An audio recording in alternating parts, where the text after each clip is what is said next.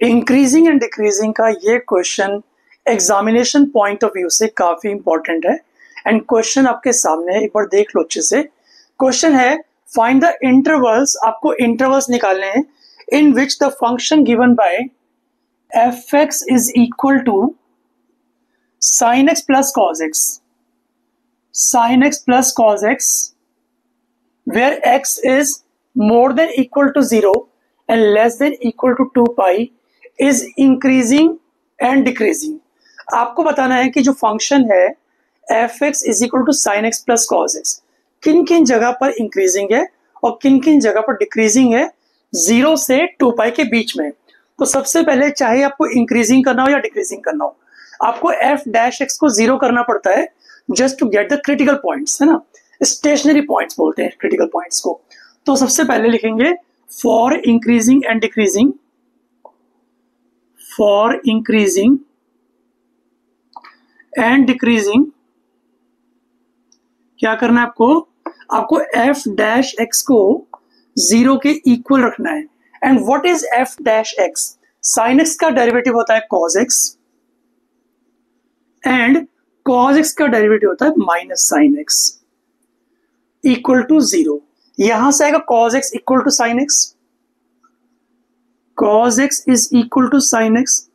अब दोनों साइड या तो sin x से डिवाइड कर लो या cos x से डिवाइड कर लो। मैं दोनों साइड्स cos x से डिवाइड करता हूं तो 1 is equal to tan x आ जाएगा। अब आपको चेक करना है कि tan x 1 कब होता है। ध्यान से देखो, टेबल के अंदर 0 से 90 के बीच में सिर्फ 45 पर tan 1 होता है, तो यानी कि x तो पक्का 45 तो होगा ही होगा, x होगा पाई बाय 4। इसके अलावा और कहां पर tan x 1 होता है? देखो हमारे पास ये है 0, ये है 90, ये है 180, ये है 270 एंड वापस से आएगा 360 आ जाएगा, है ना। तो tan x पॉजिटिव कहां पर होता है? एक तो फर्स्ट क्वाड्रेंट में पॉजिटिव होता है, एक थर्ड क्वाड्रेंट में पॉजिटिव होता है। तो यहां के लिए एंगल होगा पाई प्लस पाई बाय 4, यानी कि पाई प्लस पाई बाय 4 कितना हो गया? 5 पाई बाय 4। इसका मतलब है अगर x पाई बाय 4 है या 5 पाई बाय 4 है तो tan x 1 के इक्वल होगा। अब बनाओ एक नंबर लाइन, एक नंबर लाइन बनाओ। लोअर लिमिट कितनी है? 0 है, अपर लिमिट क्या है? 2 पाई है। इसके बीच में दो पॉइंट्स आपको मार्क करने हैं, एक पाई बाय 4, एक 5 पाई बाय 4। तो यहां पर पाई बाय 4 और यहां पर 5 पाई बाय 4। अब चेक करना है कि 0 से पाई बाय 4 के बीच में f डैश x क्या होगा, पॉजिटिव होगा या फिर नेगेटिव होगा। मेथड चेक करो ध्यान से, है ना।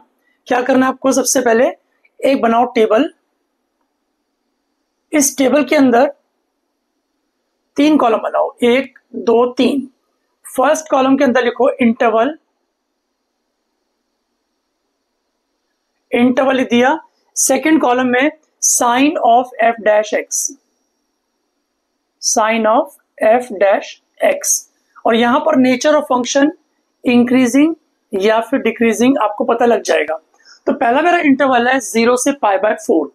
0 से पाई बाय 4 लिखने का तरीका चेक कर लेना। 0 से पाई बाय 4, 0 पर क्लोज्ड है, x is more than equal to 0, तो यहां पर आएगा स्क्वायर ब्रैकेट और यहां पर आएगा राउंड ब्रैकेट। 0 से पाई बाय 4 के बीच में एफ डैश एक्स क्या होगा, पॉजिटिव होगा या फिर नेगेटिव होगा। 0 से 45 के बीच में हम ले लेते हैं 30 मतलब पाई बाय 6।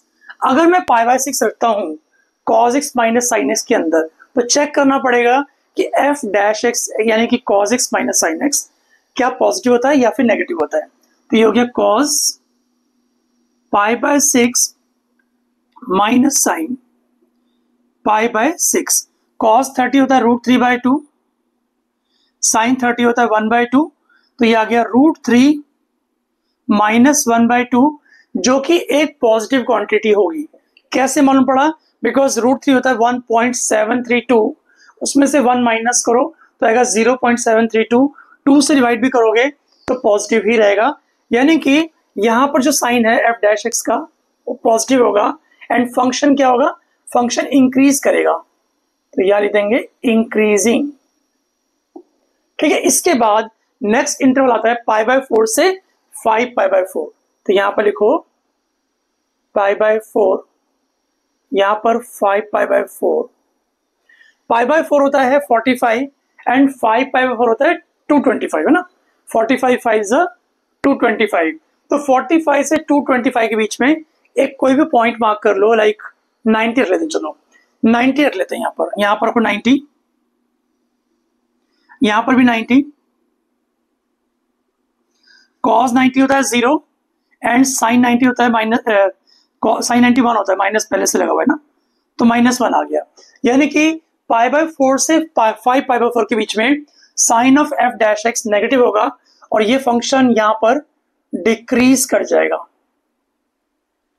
लास्ट में मैं आपको बताऊंगा क्वेश्चन की प्रेजेंटेशन, जो आपका आंसर आएगा उसको किस तरह से प्रेजेंट करें कि मार्क्स बिल्कुल ना कटे, वो जरूर ध्यान से देखना आप। इसके बाद एक और आपको पॉइंट मार्क करना पड़ेगा 5π/4 से 2π के बीच में। 5π/4 से 2π के बीच में एक और आपको पॉइंट मार्क करना पड़ेगा।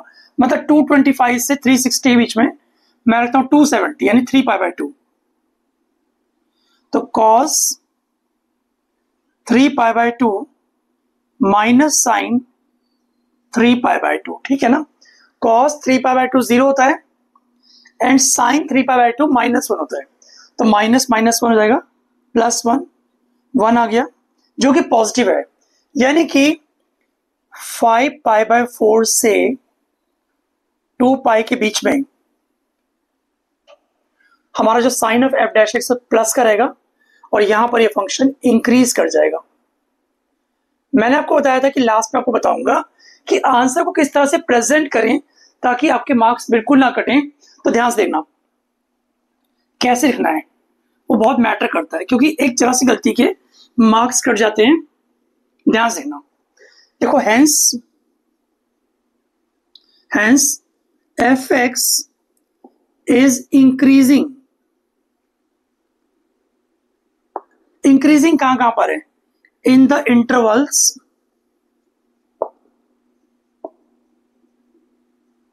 एक तो देखो यहां पर इंक्रीज है, एक यहां पर इंक्रीज है। तो ध्यान से देखो लिखना कैसे, क्लोज ब्रैकेट 0 कॉमा फिर π/4 राउंड ब्रैकेट, इसके बाद इस इंटरवल में इंक्रीज करता है ना, तो लिखो 5π/4 कॉमा 2π स्क्वायर ब्रैकेट और बीच में लगा दो यूनियन, बिकॉज दोनों डिसजॉइंट सेट्स हैं और इनका कॉम्बिनेशन उस पूरे इंटरवल, मतलब इस इंटरवल में और इस इंटरवल में आपका fx इंक्रीज करेगा।